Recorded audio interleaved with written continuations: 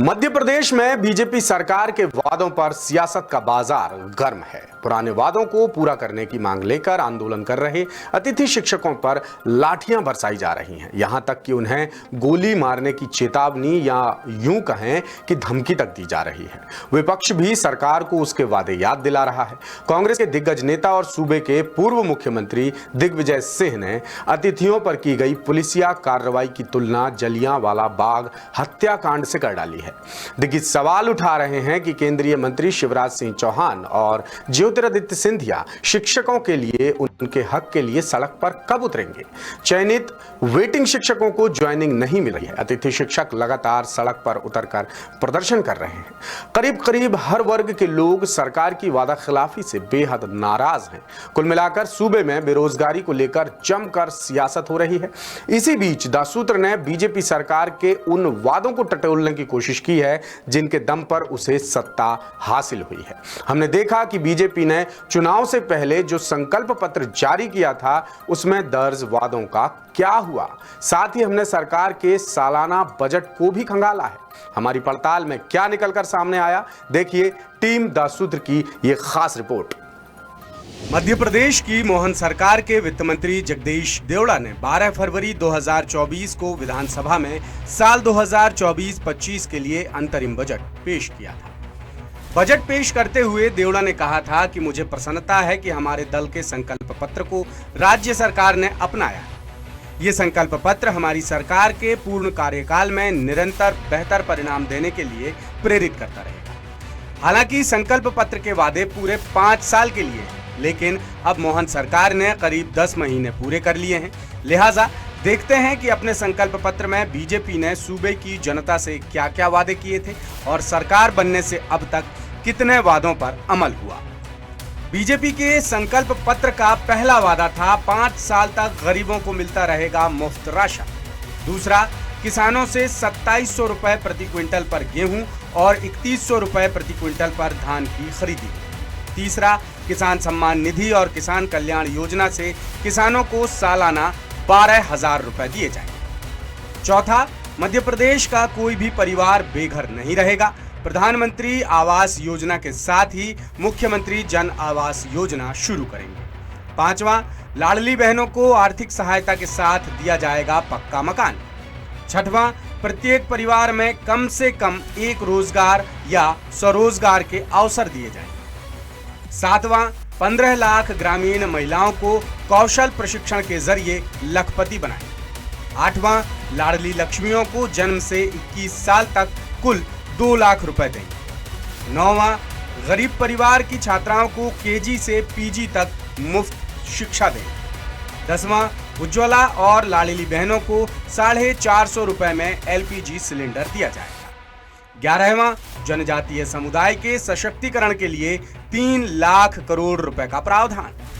12वां, तेंदुपत्ता संग्रहण दर करेंगे 4,000 रुपए प्रति बोरा। 13वां, एसटी ब्लॉक में एकलव्य विद्यालय और एसटी बाहुल्य जिलों में खुलेगा मेडिकल कॉलेज। 14वां, गरीब परिवार के सभी छात्रों को 12वीं तक मुफ्त शिक्षा। 15वां, सरकारी स्कूलों में मिड डे मील के साथ मिलेगा पौष्टिक नाश्ता। 16वां, आईआईटी और एम्स के तर्ज पर खुलेगा Madhya Pradesh institute of technology और Madhya Pradesh institute of medical sciences. 17वां, 13 सांस्कृतिक लोगों का होगा भव्य निर्माण। 18वां, 6 नए एक्सप्रेसवे का निर्माण, विंध्य एक्सप्रेसवे, नर्मदा, अटल प्रगति, मालवा निर्माण, बुंदेलखंड और मध्य भारत विकास पथ। 19वां, 80 रेलवे स्टेशन के आधुनिकीकरण के साथ ही वंदे metro, Vande Bharat sleeper train और रीवा, सिंगरौली और शहडोल में बनेंगे हवाई अड्डे। और 20वां, 20,000 करोड़ रुपए के निवेश से स्वास्थ्य व्यवस्था बनेगी हाईटेक, हॉस्पिटल और आईसीयू में बिस्तरों की संख्या होगी 2 गुनी। तो ये थे बीजेपी के संकल्प पत्र के चुनिंदा वादे। दासूत्र ने संकल्प पत्र के इन चुनिंदा वादों का मोहन सरकार के सालाना बजट से मिलान किया तो पता चला कि कई कामों के लिए सरकार ने या तो राशि का प्रावधान ही नहीं किया है या फिर सिर्फ और सिर्फ खाना पूर्ति की गई। जैसे संकल्प पत्र में लिखा है, लाडली बहनों को आर्थिक सहायता के साथ पक्का मकान दिया जाएगा। अब बजट की हकीकत देखें तो मोहन सरकार ने बजट में आवास योजना के लिए 40 करोड़ रुपए आवंटित किए हैं, जबकि अब तक लाडली बहना योजना की किसी भी हितग्राही को आवास की सुविधा नहीं मिली। बीजेपी ने अपने संकल्प पत्र में किसान सम्मान निधि और किसान कल्याण योजना से किसानों को सालाना 12,000 करोड़ रुपए देने की बात कही, जिसका जिक्र संकल्प पत्र में है भी। अब संकल्प पत्र में किसानों को 3,000 रुपए प्रति महीने पेंशन देने की बात की गई थी, लेकिन बजट भाषण में इसका कोई जिक्र नहीं किया गया। इसी तरह बीजेपी ने संकल्प पत्र में 13 सांस्कृतिक लोकों के भव्य निर्माण की बात कही थी।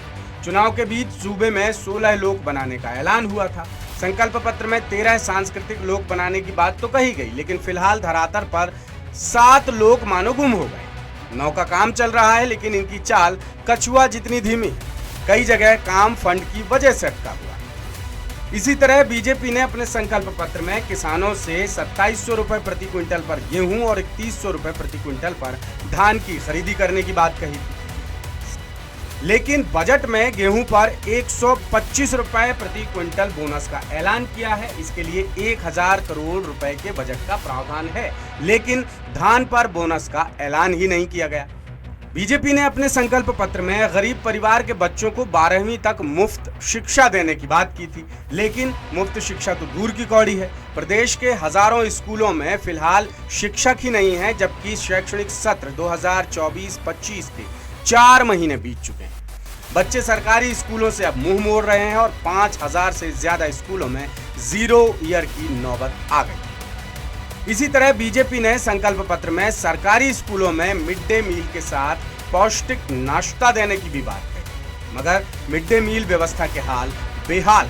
हाल ही में मंत्री प्रद्युम्न सिंह तोमर ने जब एक स्कूल का खाना चखा तो पूरी की पूरी पोल ही खुल गई।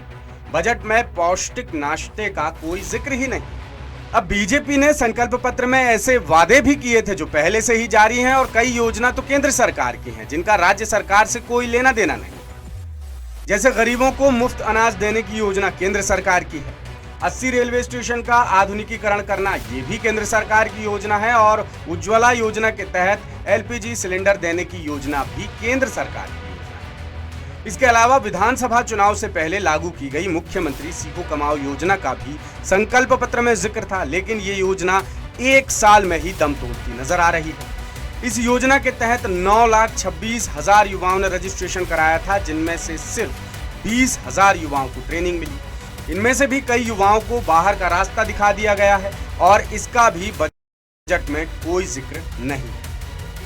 बीजेपी के संकल्प पत्र के वादों को लेकर प्रदेश कांग्रेस अध्यक्ष जीतू पटवारी ने मुख्यमंत्री डॉक्टर मोहन यादव को बाकायदा एक चिट्ठी लिखी है।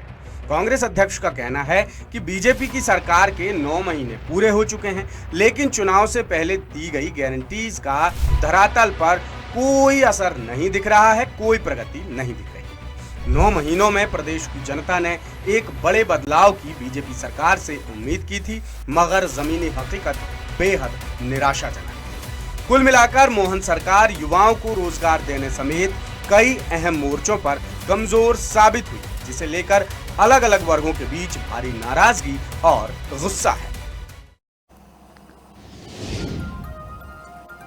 इस रिपोर्ट में हमने आपको वो 20 घोषणाएं, वो 20 संकल्प दिखाए जो बीजेपी ने चुनाव से पहले मध्य प्रदेश की जनता से किए थे, जिनमें आपने देखा कि कई योजनाएं तो केंद्र सरकार वैसे ही चला रही है। इसके अलावा हमने उन चीजों को शामिल नहीं किया। हम समय पर आपको चीजें दिखाते रहते हैं। पूर्व मुख्यमंत्री शिवराज सिंह चौहान की घोषणाएं, उनके वादे, किस तरीके से उनके वादों के बाद मध्य प्रदेश में शिक्षक भर्ती को लेकर हंगामा मचा है। अतिथि शिक्षकों से उनके वादे, अतिथि विद्वानों से उनके वादे, शिक्षकों से उनके वादे, ये तो अभी पूरे ही नहीं हुए हैं। यानी किस तरह साल दर साल और सरकार दर सरकार जनता से किए वादे महज चुनावी घोषणा बनकर ही रह जाते हैं। बड़े बड़े वादों के पीछे तर्क दिए जाते हैं कि नए सिरे से विकास की लहर आएगी और जनता की समस्याओं का समाधान होगा, लेकिन जब इन राजनीतिक दलों को सत्ता मिल जाती है तो हकीकत कुछ और ही होती है। हैरानी की बात यह है कि हर सरकार बेरोजगारी से मुक्ति दिलाने का वादा करती है, लेकिन ये वादे कितने पूरे होते हैं ये सबको पता है। फिलहाल बेरोजगारी मध्य प्रदेश की सबसे बड़ी समस्याओं में से एक है। यानी हर चुनावी सीजन में किस्म किस्म के वादों की बम्पर फसलें बोई जाती हैं, लेकिन वो पल कभी नहीं आता जब फसल काटी जाए, यानी ढाक के 3 पात। सरकारें यदि अपने वादों को सच्चाई में बदलने की दिशा में पवित्र मन से गंभीरता दिखाएंगी, तभी जनता का भला हो सकता है और तभी सरकारों पर जनता का भरोसा कायम रह सकता है। जनता को राहत देने के नाम पर सिर्फ घोषणाएं या वादे ही नहीं, बल्कि धरातल पर, जमीन पर ठोस कदम उठाने की जरूरत है। यदि सरकारें बतौलेबाजी और वादाखिलाफी की आदत छोड़कर जनहित की योजनाओं को लागू करेंगी, तभी देश और समाज की दिशा सही तरीके से तय हो सकती है। लेटेस्ट, इन्वेस्टिगेटिव और इन डेप्थ खबरें देखने के लिए ज्वाइन कीजिए द सूत्र का व्हाट्सएप चैनल, सब्सक्राइब कीजिए यूट्यूब चैनल, लाइक कीजिए फेसबुक पेज और पढ़ते रहिए वेबसाइट www.dasudr.com।